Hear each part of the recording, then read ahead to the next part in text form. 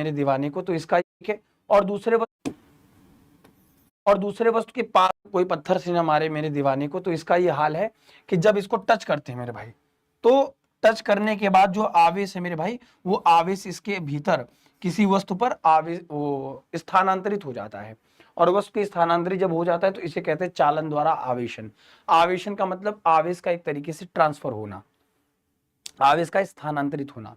और देखना, एक बात हमेशा याद रखना, जो आवेश मेरे प्यारे बच्चों स्थानांतरित होता है ना, वो हमेशा एक ही आदमी है जो स्थानांतरित होता है, उसका नाम है इलेक्ट्रॉन। मेरी बात को फिर से समझ लो, एक ही आदमी है जो स्थानांतरित हो सकता है, वो है मेरे भाई इलेक्ट्रॉन। ये चीज दिमाग में नोट कर लो, एक ही आदमी है जो स्थानांतरित हो सकता है, उसका नाम है आवेश। अब इसको आराम से नोट कर लीजिए, यहां तक मामला सेट है सबके दिमाग में? अच्छा बेटा, ठीक है।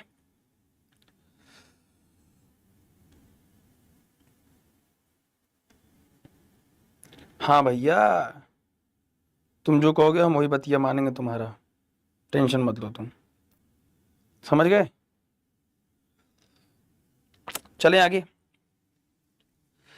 तो आवेश के बारे में इतनी बात तो मुझे लगता है कि सबके दिमाग में क्लियर हुई होगी, ठीक है, कि कब आवेश स्थानांतरित और कब नहीं स्थानांतरित होगा। ठीक है मेरे प्यारे बच्चों,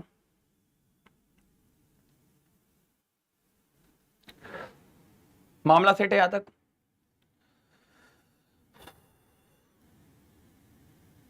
चल, अब थोड़ा सा हम लोग आगे बढ़ते हैं, थोड़ा थोड़ा।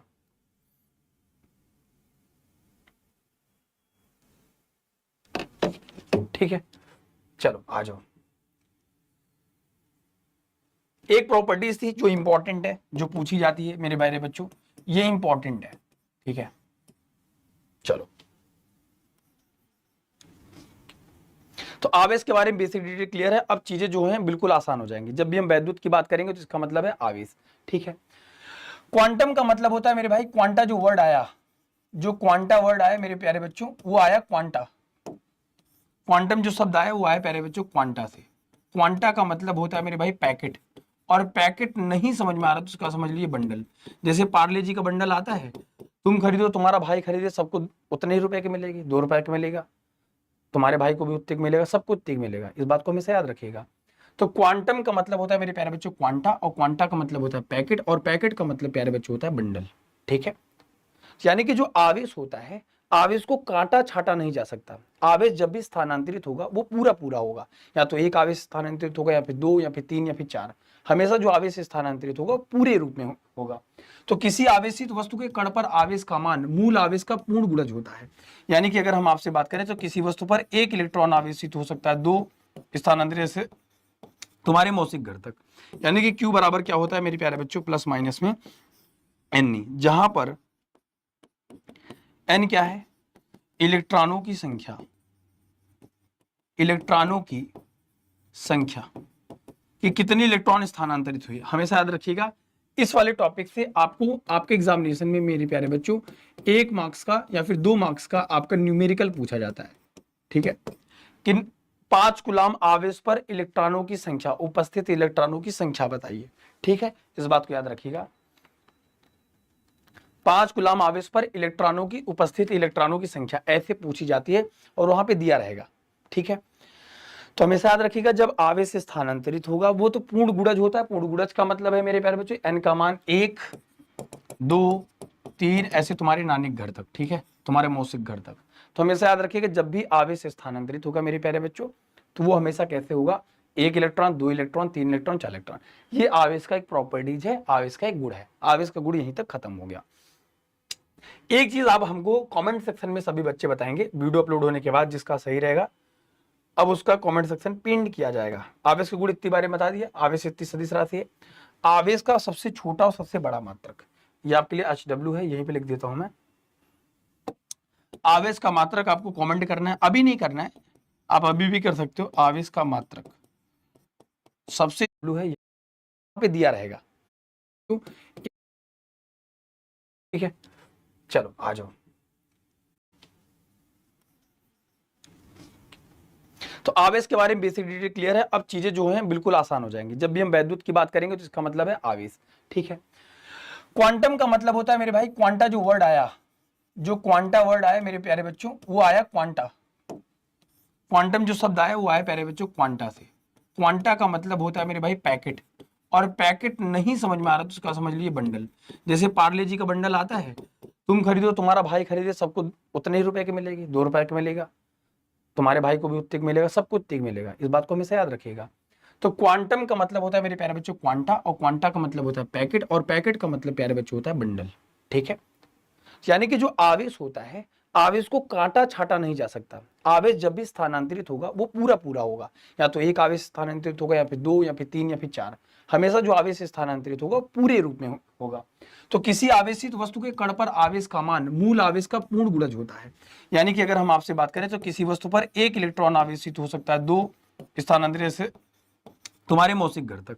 यानी कि Q बराबर क्या होता है मेरे प्यारे बच्चों, प्लस माइनस में N, जहां पर N क्या है, इलेक्ट्रॉनों की संख्या, इलेक्ट्रॉनों की संख्या कि कितने इलेक्ट्रॉन स्थानांतरित हुए। हमेशा याद रखिएगा, इस वाले टॉपिक से आपको आपके एग्जामिनेशन में मेरे प्यारे बच्चों 1 मार्क्स का या फिर 2 मार्क्स का आपका न्यूमेरिकल पूछा जाता है।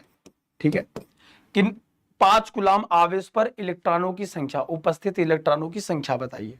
ठीक है, इस बात को याद रखिएगा,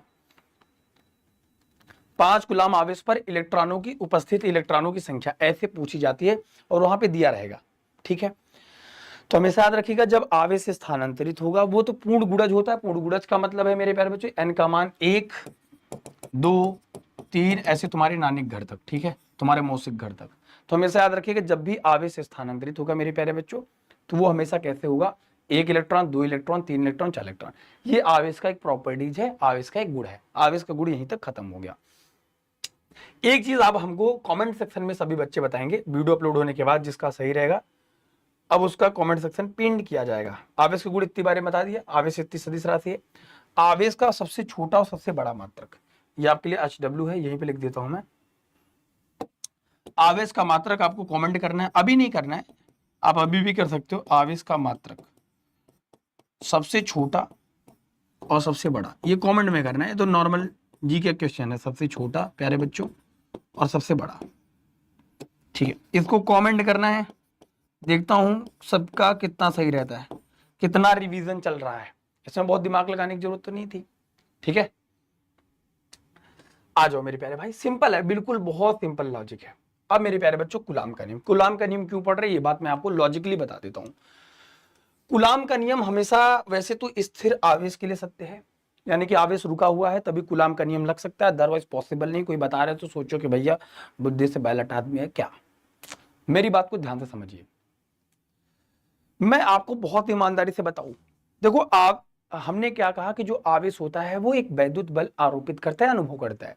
क्योंकि अगर मैंने कहा कि वो आकर्षित कर रही है या प्रतिकर्षित कर रही है, हमने 2 आवेश रखा, एक Q1 रखा और मेरे प्यारे बच्चों Q2 रखा।